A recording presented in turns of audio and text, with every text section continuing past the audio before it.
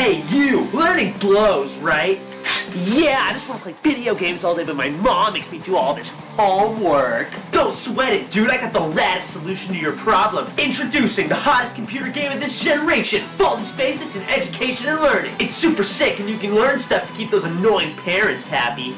Let me guess, this game's super boring and for pansies. Whoa, stop right there, because you're dead wrong, man. This game is action-packed with tons of enemies and items to spray with. Not to mention that if you get a question wrong, Baldi gives you a run for your money. Now you get to spray soda all over that gross teacher of yours. Whoa, that's radical. I'm gonna ask my mom to buy it now. Good idea, and you should too. Buy Baldi's Basics in Education and Learning, the non-lame way to learn all that stupid school stuff. No, this game only has kindergarten level math and nothing else. We do not condone purchasing this game if you are over the age of 6. It is also a horror game, so please act cautiously, like all orders are final.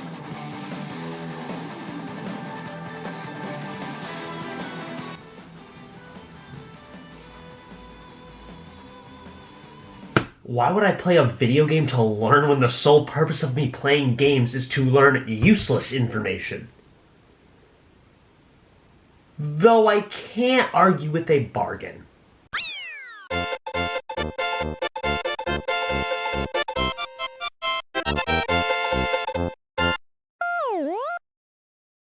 I'm pretty sure everyone can agree that the best part about gaming is learning. I just get so psyched whenever I have to count how many objectives are left in a game, and Baldi's Basics is great at that, considering the whole game's about math. Very basic math, might I add, so it's not going to be too much of a challenge for my mathematician brain up here, but you know, it still might be a good time. Despite what that very real commercial said, this game was not released in the 90s, but in 2018 as a free indie game created by Basically Games. Now, Basically Games has created many more games than just Baldi's Basics, like Baldi's Basics Plus and Baldi's Basics Remastered.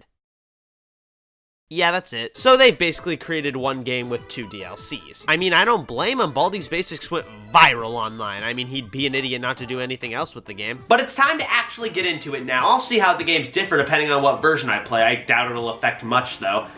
Math don't change. Welcome to Baldi's Basics in Education and Learning. That's me. That sure is the title of the game. Baldi's Basics starts us off in the front of the school with Baldi standing right in front of the hallway. As you can see in the top left corner, there's numbers. I love this game. The counter up there shows how many notebooks we've collected. We need 7 to beat the game, and to earn notebooks, we gotta do math. Each notebook has 3 problems in it that are all very easy, kindergarten level math, really. So after completing the first notebook, he gives us a shiny quarter. We can use it to get soda from the vending machine, which is an actually useful item. The second notebook is the exact same, though one small difference can be detected. Well, they didn't teach me this in school. There's no correct answer at all. No matter what you put, it won't be right. After putting a random answer and obviously getting it wrong, Baldi starts getting all angry, which is bullshit because it's impossible. I'd like to see you do better, Baldi. Now, after stepping out of the classroom, you'll notice the entrance to the school is gone. I hate when that happens. And not only that, but Baldi starts chasing us while slapping a ruler in his hand over and over again. Pretty sure it was illegal to hit students in the 90s, but what do I know? I'm not a teacher. Anywho, we go and try to find the other notebooks, but aw darn, we get stopped by some kid with a jump rope. Not sure if you're even allowed to jump rope inside of the school halls, but this is a real shame. Now Mr. Baldi's gonna catch us for getting the gibberish wrong. I do wonder what's gonna happen though. Maybe he'll give me detention. Oh, or maybe he'll have to write an essay. Jesus fucking Christ!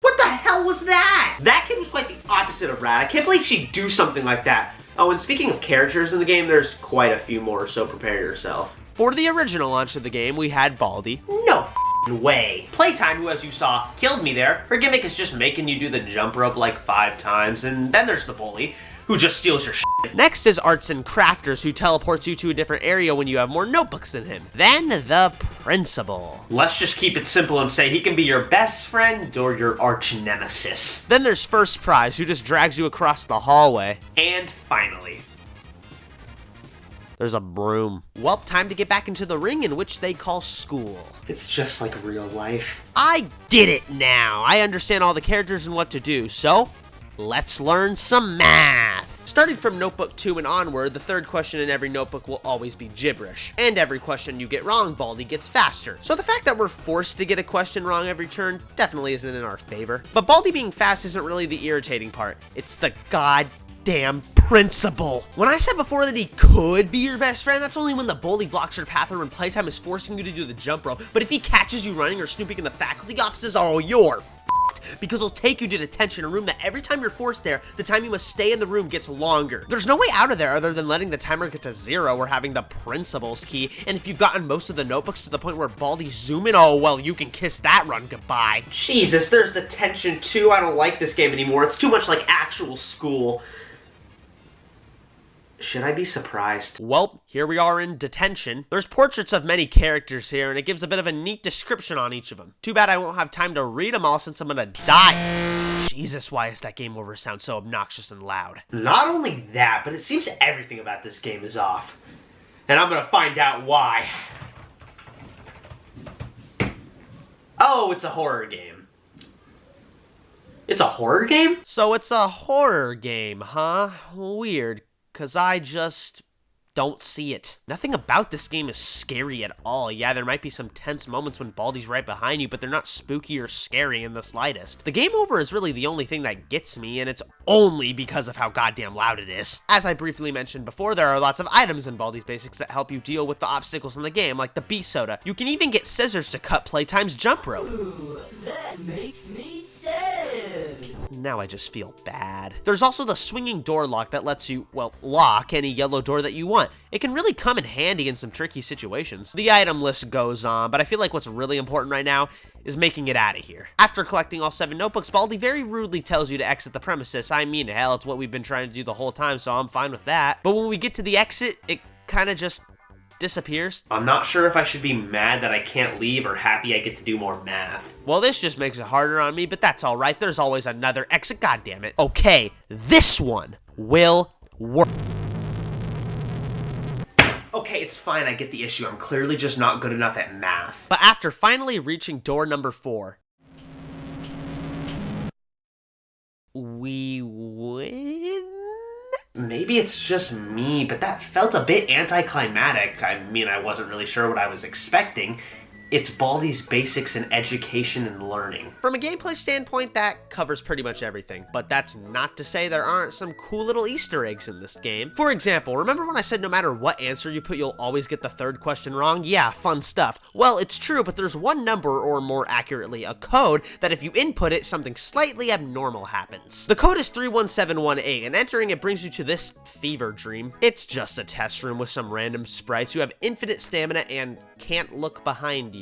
Weird, I won't complain though, but hey, that's not all. There's even a secret ending. Hopefully it isn't too hard to obtain. I'm just worried because the normal ending of Baldi's Basics is already hard enough to get if you haven't played the game before and don't have a certain strategy set in place. Some of it is pretty dependent on luck because of the really random directions all the characters go in across the school. But of course, like most games, there still is a definitive strategy to help improve your chances of winning. Alright, let's see here. To get the secret ending, you have to get every single question wrong. With every question answered incorrectly, Baldi gets faster. Considering we're getting 3 times the amount of questions wrong, using my math skills I've learned from this game, he'll be moving 3 times as fast. Fun. And not only that, but your reward for getting the secret ending is just going into Baldi's office and getting to hear this angel's choir. Look, I have something kind of important to say. It's about the game. Don't...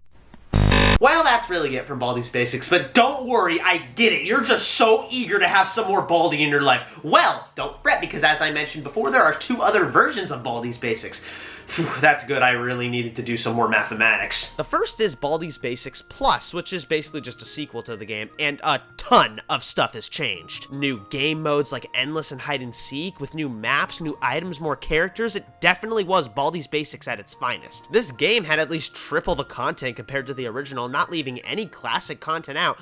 Though, unlike the original, this game was not free and it ended up costing 10 smackaroos. For the size of the game, I think $10 is fine. I mean, it really just depends on if it's your kind of game. If you like being chased by murderous bald teachers, yeah, you'll probably get your money's worth. Then there's Baldi's Basics Classic Remastered, which is exactly what it sounds like. Just the original game, but better. Hey, it's free too, so there's no real reason to go and play the original game again. I mean, unless you want to be truly classic. This game's normal Baldi's Basics, except there's a whole new character named Nolan. Not like anyone gives a shit, but spoiler warning, Null is the final boss. Interesting, seems like this Null guy and that heavenly voiced man from the secret ending of the original Baldi's Basics are the same person. Baldi lore? That's probably gonna wrap up our fun little learning adventure with Mr. Baldi over here, and you know what? It was bearable. Quite unexpected, if I'm being honest. Baldi's Basics just looked like a lazy game, marketing off the fact that horror games are a popular fad on the internet, and still are.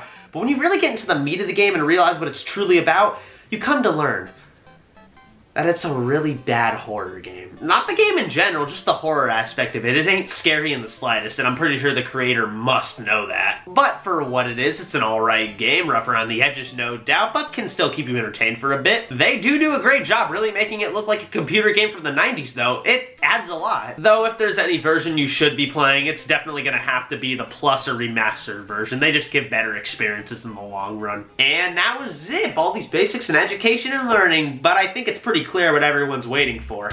The Baldi's Basics English class update.